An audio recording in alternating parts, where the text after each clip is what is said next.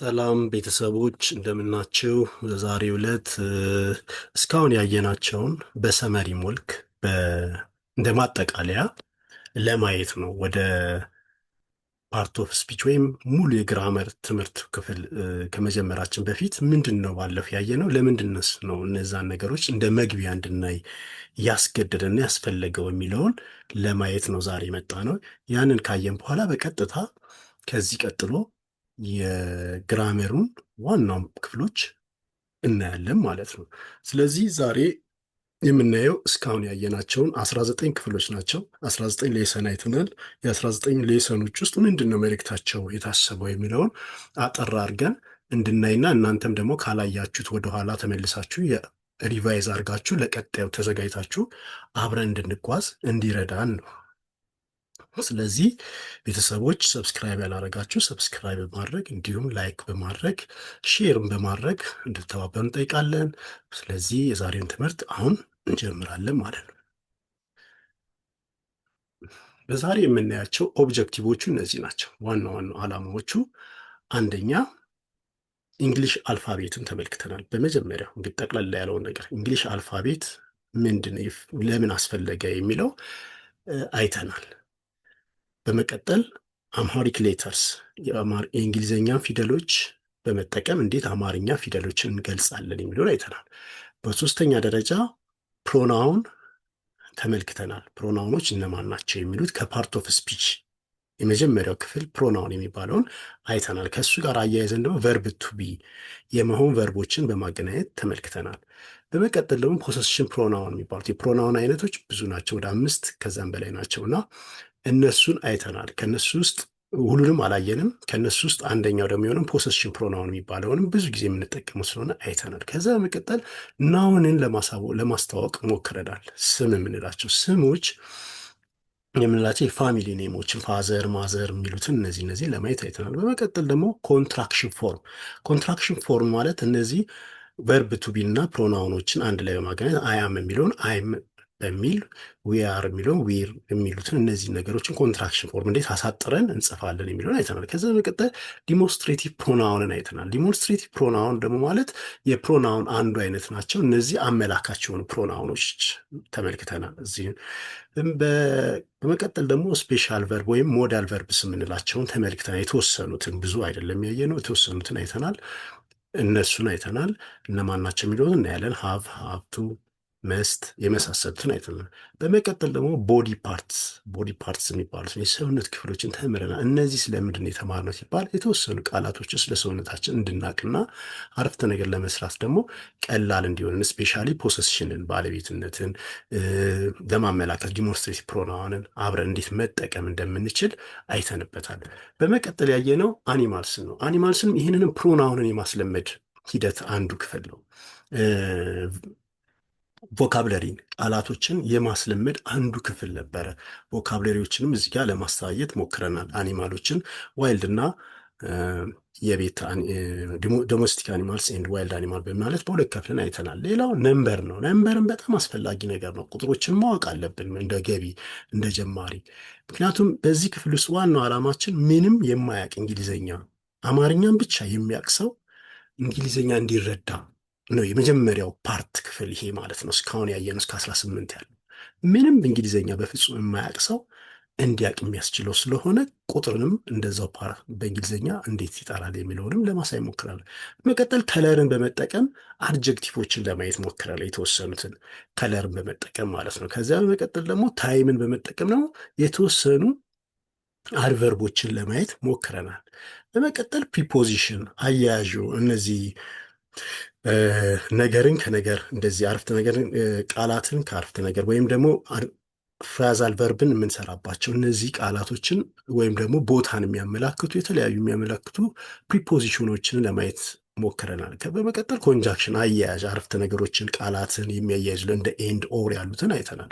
በስተመጨረሻ ኢንተርጀክሽን ወይም ደግሞ እነዚህ ድምፀት የሆኑ ቃላቶች ሳናስባቸው ስሜታችን ለመግለጽ የምንጠቀምባቸው ዋው ምናምን የመሳሰሉ ቃላቶችን ለማየት ሞክረ። በስተመጨረሻ ደብሊው ኤች ኩዌስችንስ የሚባሉት እነዚህ መሰረታዊ ናቸው። ጥያቄዎችን እንዴት ዋት ዌን ምናምን በሚሉት ቃላቶች እንዴት መስራት እንዳለብን ለማየት ሞክረናል። ስለዚህ እነዚህን በአጭሩ ሪቫይዝ ለማድረግ አሁን እናያለን። አጠር አጠር ባለ በአንዳንድ ደቂቃ ውስጥ እያንዳንዱን ለማየት እንሞክራለን። የመጀመሪያው እንግሊሽ አልፋቤት ነው። እንደዚህን እንግዲህ በደንብ ማወቅ አለባችሁ። ምነው ድምፃቸውን ነው ማወቅ የበለጠ እንድታውቁ የምንፈልገው እንጂ ኤ ቢ ሲ ዲ የሚሉትን ይሄ ለእናንተ ብዙም ከባድ ነው ብለን አናስብም። ኤ የምትወክለው አን እንደሆነ በአ የሚጀምሩ ነገሮችን በሙሉ በኤ እንደምንጠቀም ለምሳሌ አፕል እያልን እንደምንነጋገር፣ ቢ ስንል በ የሚለውን ቃል እንደምታወጣበት ለምሳሌ ነገር ግን ማለት ነው ስላየናቸው ነው ቃላቶች በት ቡክ የሚሉትን በሚለው ቃል እንደምትወከል፣ ሲን ስንመለከት ደግሞ እንደ ከ እንደምንቀጥባት ካት ድመት ከት መቁረጥ የሚሉትን እንደ ከ እንደምንጠቀምባት እንዲሁም ደግሞ ሲን ከኤች ጋር ስትሆን ሲና ኤችን ስናገናኛቸው በአንድ ላይ ቸ የሚለውን ቃል እንደሚሰጠን ጨ የሚለውን ቃል እንደሚሰጡን አይተናል። ዲ እንደ ደ ነው የምታገለግለው። ደ ለምሳሌ ዶግ ብለን እንደምናወራ ኢ እንደ እንደምታገለግል አይተናል። ኤፍ ኢ አሁን እንደ ኤግ ብለን እንደምናወራት አይተናል። ኤፍ እንደ ፈ ነው የምታገለግለው። ፈ ፎል መውደቃውን ለምሳሌ ፎል፣ ፋስት ፈጣን፣ ፎክስ ቀበሮ፣ ፈን እንደምንጠቀምባት በኤፍ አይተናል።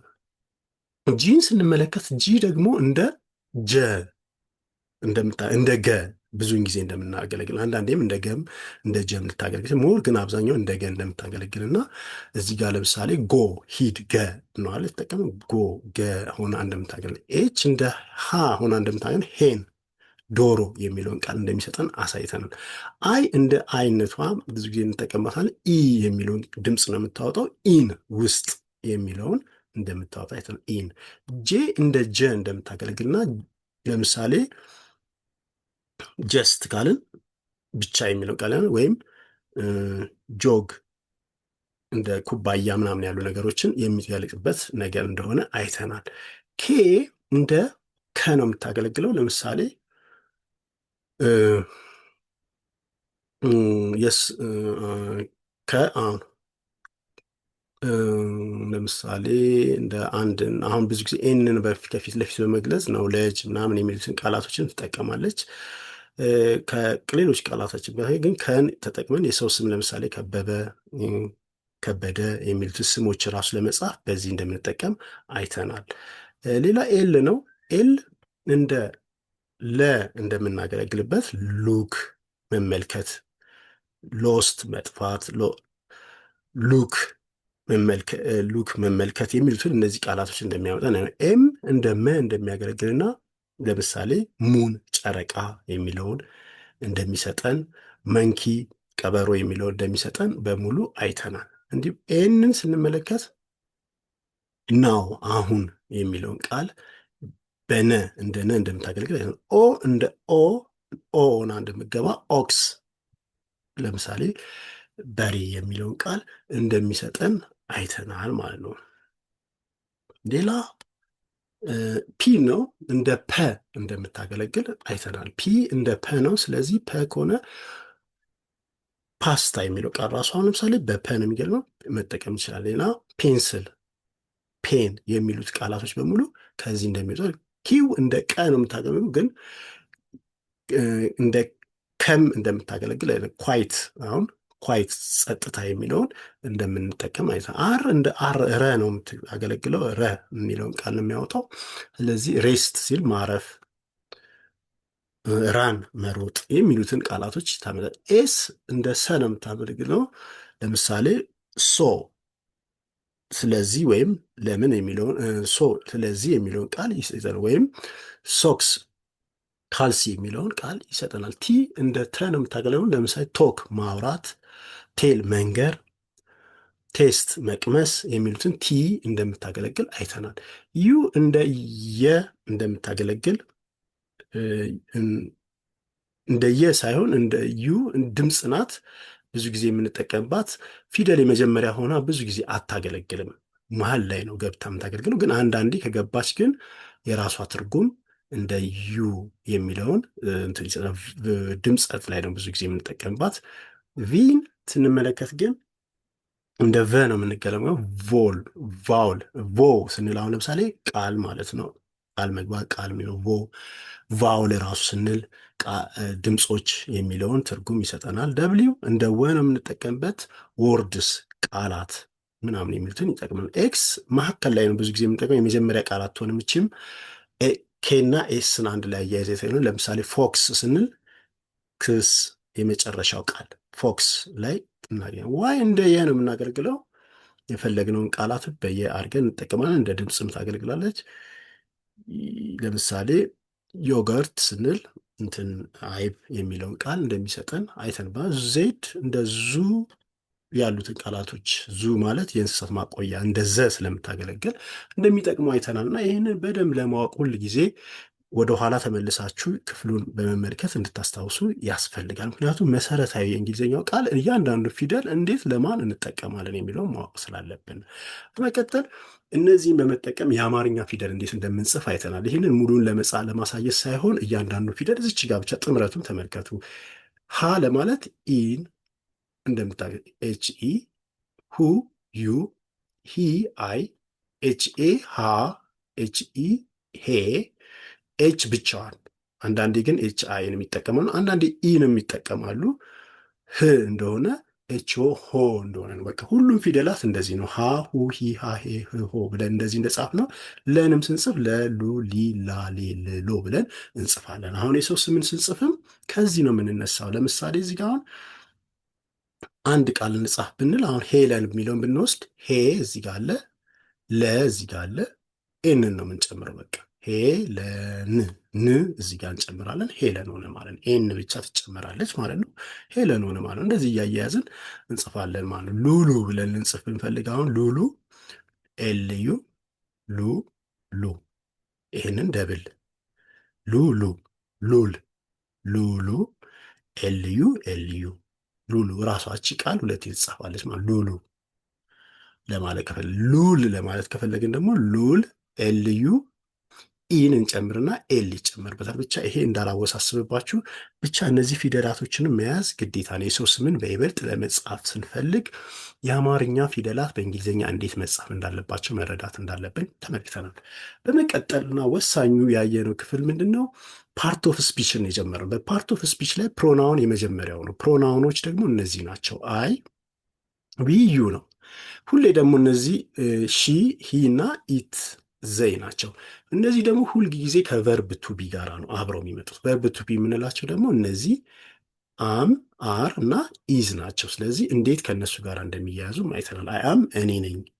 ስለዚህ ዊ አር እኛ ነን ካልን ማንነታችን ለመግለጽ ተማሪ ነኝ ለማለት ስንፈልግ አይ አም ኤ ስቱደንት ብዬ ማውራት እንደምንችል፣ ሂ ኢዝ ኤ ቲቸር ብዬ እንደማወራ፣ ዘይ አር ገርልስ ዘይ አር ቦይስ እያለን እንደምናወራ ተምረናል። ያ ማለት አይ አም ስቱደንት እኔ ተማሪ ነኝ የሚለውን ትርጉም ለማምጣት እነዚህን የግድ መጠቀም እንዳለብን አይተናል።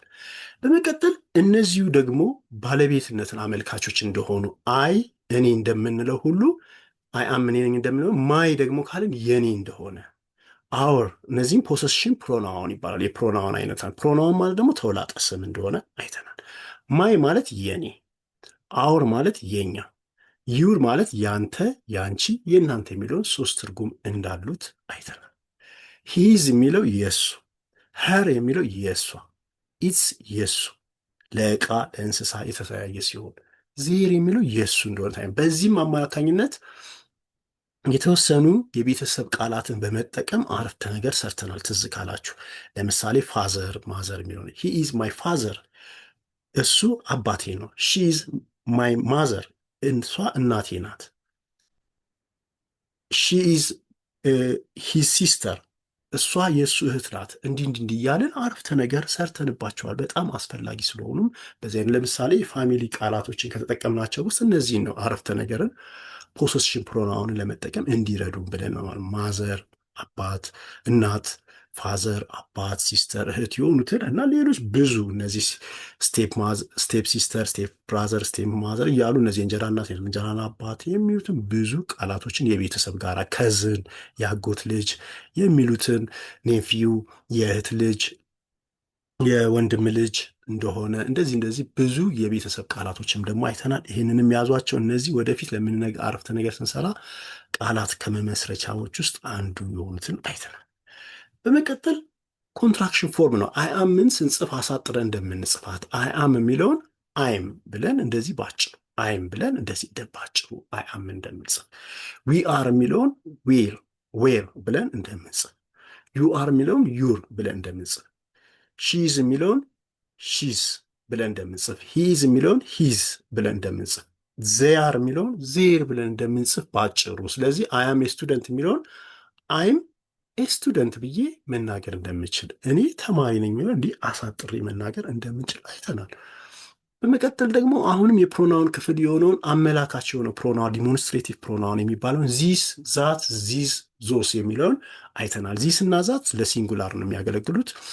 አጠገባችን ላለ ነገር ዚስ ይህ እንላለን፣ ዛት ያ እንላለን፣ ሩቅ ላለ። አብዝተን ስንጠቀመው ዚዝ እነዚህ ለብዙ፣ ዞስ እነዚያ ብለን እንደምንጠቀም አይተናል። በዚህም አማካኝ ዚስ ኢስ ማይ ቡክ ካልኩ ይህ የኔ መጽሐፍ ነው።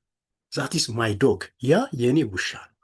ዛት ኢስ ዜር ቡክስ እነዚያ የነሱ፣ ያ ዛት ኢስ ዜር ቡክ ካልን ያ የነሱ መጽሐፍ ነው። እንዲህ እያልን ብዙ አረፍተ ነገር መስራት እንደምንችል አይተናል። እነዚህም መሰረታዊ ስለሆኑ ማለት ነው። በመቀጠል ያየነው ስፔሻል ቨርብ ብዬ እኔ ነኛው ካታጎራይዝ ያልኩ። በዚህ ግን በትክክለኛው አባባል ያው ገና ካታጎራይዙ ስላልጀመርን ብለን ነው እንጂ እነዚህ ሞዳል ቨርብ ወይም ደግሞ ኦግዚለሪ ቨርብ ከምንላቸው ቨርቦች ውስጥ አንዱ የሆኑትን እነ ሃዝ፣ ሃቭን አይተናል። ሃዝ፣ ሃቭ አለው የሚለውን እነዚህ እንኳን በዋና ቨርብነት ነው እዚህ ጋር የገቡት። በመቀጠል ግን ሀስቱ፣ ሀፍቱ የሚሉትን ቃላቶችን ለመግለጽ ሞክረናል። ተመልከቱ። እነዚህ ኖርማል ሆኖ አለኝ የሚለውን የሚያሳዩት ሃቭ አለኝ ማለት ነው።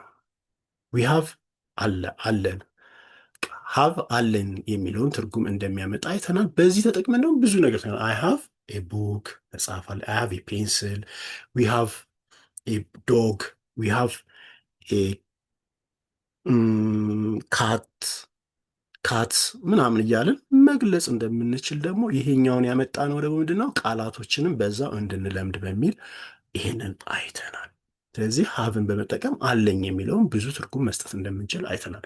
ሌላው የቨርብ ቱ ቢ ፓስት ቴንሱ አለፈ ነበርኩኝ የሚለውን ቃል ለመጠቀም ደግሞ ወዝና ዌርን እንደምንጠቀም አይተናል። ወዝን ለእነማን እንጠቀማለን? ዌርን ለምነማን እንጠቀማለን? ያው ከኋላ ያለውን ክፍል ተመልከቱት። አይ ወዝ እኔ ነበርኩ።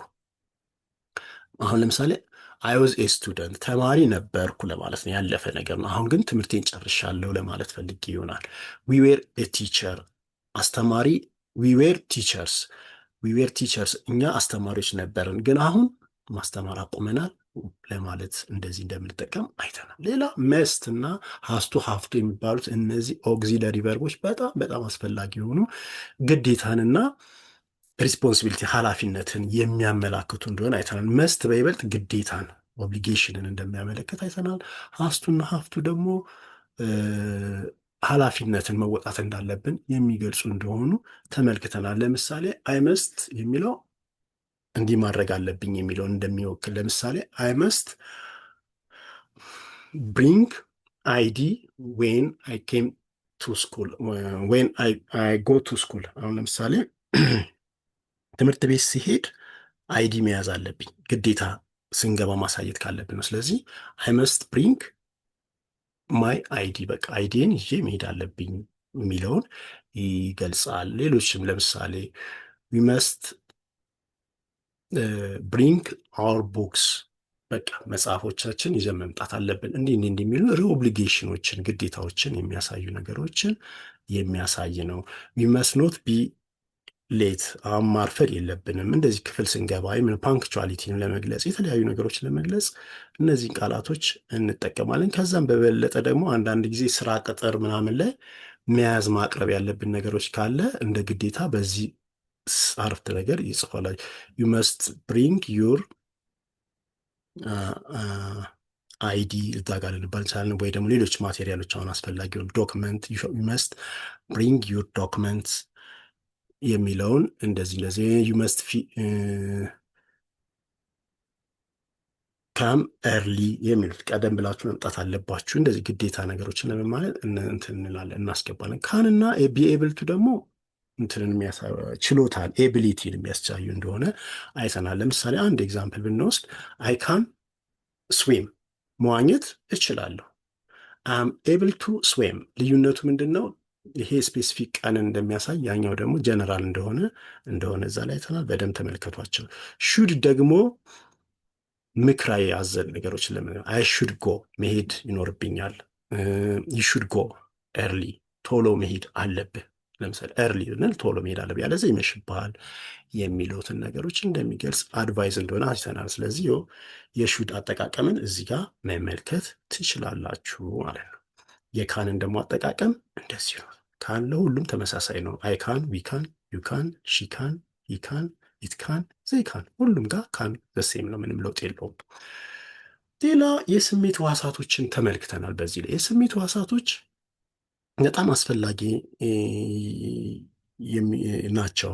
ለምሳሌ ቀደም ብለን ራሳችን ለመግለጽ የራሳችንን የሰውነት አካል ከምንገልጻቸው አንዱ ስለሆኑ ወይም ቦዲ ፓርትስ በሚለው ነው በዋናነት ያ ከዛ ውስጥ ደግሞ እነዚህ አምስቱ የስሜት ሕዋሳት እንደሆኑ እናያለን። ስለዚህ አይን ለማየት እንደሚጠቅም አይ ዩዝ ቱ ሲ ብለን አይተናል። ዩዝድ የሚለውን ይጠቅማል የሚለውን ቃል በመጠቀም ኢር ዩዝ ቱ ሂር ጆሮ ለመስማት ያበ ኖዝ ዩዝ ቱ ስሜል አፍንጫ ለማሸት ይጠቅማል። ታንግ ዩዝ ቱ ቴስት ታንግ ምላሳችንም ለመቅመስ ነው። ሃንድ ዩዝ ቱ ተች እጃችን ደግሞ ለመንካት ወይም ለመዳሰስ እንደሚጠቅም ተነጋግረናል። የቦዲ ፓርቶችን ግን እያንዳንዳቸውን ከሄድ ጀምሮ ከላይ እስከ ታች እስከ እግር ጥፍራችን እስከ ቱ ድረስ ያሉትን መያዝ አለባችሁ። ሌላው የአኒማል አይተናል። ዶሜስቲክ እና ዋይልድ አኒማል በሚለው ማለት ነው። የቤት እንስሳና የዱር እንስሳ በሚለው ማለት ነው። እነዚህ የተወሰኑት ናቸው። ሺፕ፣ በግ፣ ጎት፣ ፍየል የሚሉትን የተወሰኑትን አይተናል። በተጨማሪ ላዮንስ፣ እነዚህ ላዮን ዋይልድ አኒማልስ እንደሆኑ፣ ታይገር ነብር ዋይልድ አኒማል እንደሆኑ፣ ፎክስ ቀበሮ፣ ዜብራ የሜዳ አህያ፣ ኤፕ ጦጣ፣ መንኪ ዝንጀሮ እንደሆኑ አይተናል። እነዚህ ደግሞ ቃላትን ይዛችሁ አረፍተ ነገር ለመጻፍ እንዲጠቅሟቸው የተወሰኑትን ቃላቶችን ቮካብለሪ ለማሳወቅ የገቡ ናቸው። በስተመጨረሻ ወደ መጨረሻው አካባቢ ደግሞ ነምበርን አይተናል። ከአንድ እስከ 100 ያሉትን ቁጥሮች አይተናል። ዋን አንድ እንደሆነ፣ ቱ ሁለት፣ ትሪ ስሪ፣ ፎር አራት እንደሆነ እነዚህን እስከ 100 ያሉት እስከ 100 አይተናል። ይህንንም ሪቫይዝ አድርጉ ከመጀመሪያችን በፊት። ሌላ ከለር እንደ አድጀክቲቭ እንደሚያገለግሉ ከለሮች እንደ አድጀክቲቭ ያገለግላሉ። ገላጭ ሆኖ ለምሳሌ ልብሶችን ሰተናችሁ ካያችሁ ባለፈው ክሎዝስ የተወሰኑ ክሎዞችን ሰተን እነዛ እንዴት እንደምንገልጽ አይ ሃቭ የሎው ቲሸርት ብል አሁን የሎው ሰማያዊ ቲሸርት አለኝ። ሺ ሃዝ ሬድ ስከርት ቀይ ቀሚስ አላት። እንዲህ ብለን ቃላቶች እንደምንጠቀም ገልጸናል። ስለዚህ ብሉ ሰማያዊ፣ ፐርፕል ደግሞ ሐምራዊ እንደሆኑ የተለያዩ ቃላቶችን በመጠቀም ለመግለጽ ሞክረናል። ይህንንም ቃላት በደንብ በሪቫይዝ አድርጉ። ሌላው ታይም ነው። ታይም ላይ ደግሞ ያየናቸው ከዕለት አንስተን ዴት የሚሉትን ካየን በዴት ዊክ እና መንዝ ወራቶችን አይተናል። ዴት ቀን ነው። መንዝ ደግሞ ወር ነው። ዊክ ሳምንት ነው። ስለዚህ እነዚህ መንዴይ ቱስዴይ እያልን ዊክን ሳምንታትን ገልጸናል። ወራቱን ደግሞ ሴፕቴምበር፣ ኦክቶበር እያለን መስከረም፣ ጥቅምት እያለን እንደገለጽን ኦክቶበር፣ ኖቬምበር፣ ዲሴምበር እያልን ከሴፕቴምበር ጀምረን እስከ ኦገስት የመጨረሻው ወር ነሐሴ ድረስ ለመጥራት ሞክረናል። ይህንንም በቃል በደንብ መያዝ አለባቸው። ሌላ ፕሪፖዚሽን እነማን ናቸው የሚሉትን ፕሪፖዚሽን ከፓርት ኦፍ ስፒች አንዱ የሆኑትን ፕሪፖዚሽን እነማን ናቸው? ኦን ከላይ፣ ኢን ከስር፣ ውስጥ፣ ኢን ከውስጥ፣ አንደር ከታች፣ ቢትዊን መካከል፣ አውትሳይድ ከውጭ፣ ኢንሳይድ ከውስጥ፣ ቢሎ ከታች እያልን ኤግዛምፕል ደግሞ እንደውም ፑት ዘ ቡክ ኦን ዘ ቴብል፣ ጠረጴዛው ላይ አስቀምጥ የሚሉትን ከላይ የሚሉትን ለመግለጽ ሞክረናል። ሌሎችም ብዙ ኤግዛምፕሎች እዚህ ጋር ገልጸናል። እነዚህንም አስተውላችሁ ተመልከቱ። ሌላው አርቲክልስ የምንላቸው እነማን ናቸው? ዘ ዴፊኒት አርቲክል እንደሚባሉ፣ ኢንዴፊኒት አርቲክልስ ደግሞ የሚባሉት ኤ እና አን እንደሆኑ አይተናል። እነዚህ ኤ እና አን የማይታወቅ ነገር እንደሚገልጹ፣ ዘ ደግሞ የታወቀን ነገር እንደሚገልጹ አይተናል። አይ ሃቭ ኤ ፔን ስንል የትኛው እስክሪብቶ እንደሆነ ባናቅም እስክሪብቶ አለኝ ብለን ለመናገራችንን እንደሚገልጽ፣ ለምሳሌ ከለሩን፣ የተለያዩ ነገሮች እንደማይገልጽ እናያለን። ጊቭ ሚ ዘ ቡክ ካልን ደግሞ መጽሐፉን ስጠኝ ስንል ከአጠገባችን የሚያውቀውን እንደሆነ ለማየት ሞክረናል። ሌላ ኮንጃክሽን ነው፣ አያያዝ። ለምሳሌ አይ ሃቭ ኤ ፔን ኤንድ ፔንስል፣ እስራስና እስክሪብቶ አለኝ ብለን ለመንገር። አይ ሃቭ ኤ ቡክ በት ኖት ኤ ፔንስል፣ ፔን መጽሐፍ ደብተር አለኝ ግን እስክሪብቶ የለኝም የሚሉትን እንደዚህ አይነት ቃላቶች እንደምንጠቀም ኮንጃክሽን ኤግዛምፕሎቹን ኤንድ ኦር እና በት እንደሆኑ አይተናል። ሌላ ኢንተርጀክሽን ላይ አጋናኝ ቃላቶችን የምንጠቀምባቸውን ቃላቶችን አይተናል። ዋው ኢትስ አሜዚንግ፣ እነዚህ እንደዚህ ዮ ይህ ይገርማል፣ ይደንቃል ብለን ለመናገር፣ ኡፕስ ኢትስ ማይ ፎልት፣ ይሄማ የኔ ስህተት ነው ብለን እንደምን አም ትራይንግ ቱ ሊስን፣ ዝም በሉ ለመስማት እየሞከርኩ ነው እያለን እንደምንነጋገር እነዚህ ቃላቶች ኪፕ ኳይት ለማለት ራሱ ዝም በሉ የሚለውን ቃላቶች እንደምንጠቀምበት በሙሉ አይተናል።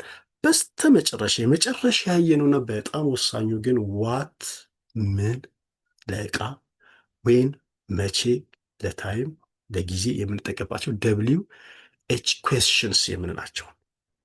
ዋት ማለት ምን ለዕቃ ነው። ዌን መቼ ማለት ነው ለጊዜ እንደሆነ። ዌር ቦታን ለመጠየቅ ዌር አር ዩ የት ያለኸው የሚለውን እንደዚህ እንደምጠ ዊች የትኛው፣ ለምሳሌ ለጥያቄ ላይ ብዙ ጊዜ ዊች ዋን ኦፍ ዘ ፎሎዊንግ ትሩ ከሚከተሉት ውስጥ እውነታው የትኛው ነው የሚሉትን ቃላቶች እንደምንጠቀም። ሁ ማንን፣ አንተ ማነህ የሚለው ሁ አር ዩ አንተ ማነህ። ሁም ዱ ዩ ሲ ማንን አየክ፣ ድርጊት ተቀባይ ሁም እንደሆነ፣ ሁ ደግሞ ድርጊት ፈጻሚ እንደሆነ አይተናል። ሁዝ ፖሰሽን ፕሮናውን ባለቤትነት። ሁዝ ቡክ ኢዝ ዚስ ይህ መጽሐፍ የማን ነው። ሁዝ ፔን ኢዝ ዚስ ይህ እስክሪብቶ የማን ነው። እንዲህ እንዲህ እንዲህ ብለን እንደምደ ዋይ ደግሞ ዋይ ዶንት ዩ ስተዲ ለምን አታጠናም፣ ምክንያትህ ምንድን ነው የሚሉትን ጥያቄዎች ለመጠየቅ እንደምንጠቀም ዋይ የሚለው ሪዝንን እንደሚገልጽ፣ ሃው የሚለው ደግሞ ሜተድን እንዴት ሰራክ፣ ለምሳሌ ሃው ዱ ዩ ፕሪፔር፣ ሃው ዱ ዩ ሜክ ቤድ፣ አሁን ለምሳሌ አልጋን እንዴት ነው የምታነጥፈው የሚሉትን ጥያቄዎችን አሁን ለመጥራት እንደሚያገለግል፣ ሌሎችንም ሃው ዱ ፕሪፔር ዩር፣ ለምሳሌ አንድ እቃ የሚሰራ ሃው ዱ ዩ ፕሪፔር ሶፕ፣ አሁን ሳሙና እንዴት ታዘጋጃለህ፣ ዝግጅቱን አሰራሩን የሚጠይቅ እንደሆነ አይተናል። እነዚህ ሁሉ እንደ መግቢያ ያገለግላሉ ብለን የከተልነው ለቀጣዮች በጣም መሰረት እንደሆኑ ነው። አንድም ቃላትን ለምዳችሁበታል፣ ሁለትም አረፍተ ነገሮች እንዴት ናቸው የሚሉትን ለመግለጽ የኋለኞቹን እያስታወስን ወደዚህ እንድንመጣ እንደ መግቢያ እንደ መንደርደሪያ ስለሚያገለግሉ ነው። ስለዚህ የዛሬው ክፍል ሰፋ ቢልም እስካሁን ያያቸው ምንድን ናቸው የሚሉትን ግን በደንብ እንድትረዱና ተመልሳችሁ ያንን ሪቫይዝ አድርጋችሁ ከልሳችሁ፣ ማለት ሪቫይዝ ማለት መከለስ ነው፣ ከልሳችሁ ወደፊት ለፊት እንድትመጡ ነው፣ ጀማሪ ለሆናችሁት። ለሌሎቻችሁ ግን የተወሰነ የእንግሊዝኛ መረዳት ላላችሁ ግን ከዚህ በኋላ ሁላችንም እኩል ግራመርን፣ እንግሊዝ ግራመርን እንዴት መስራት እንዳለብን የሚሉት እንዴት ነው የሚገለጽ የሚለውን እያንዳንዱን ክፍል ከፓርት ኦፍ ስፒች ጀምረን የምናይበት ይሆናል ማለት ነው። ሴንቴንስ እንዴት ይመሰረታል የሚሉትን በሙሉ እናያለን። ራሳችሁን በእንደዚያ መልኩ አዘጋጁ። የዛሬው ትምህርት ይህን ይመስላል። በቀጣይ እስክንገናኝ መልካም ጊዜ እመኛለሁ። መልካም ጊዜ። ቻው ቻው፣ ባይ ባይ።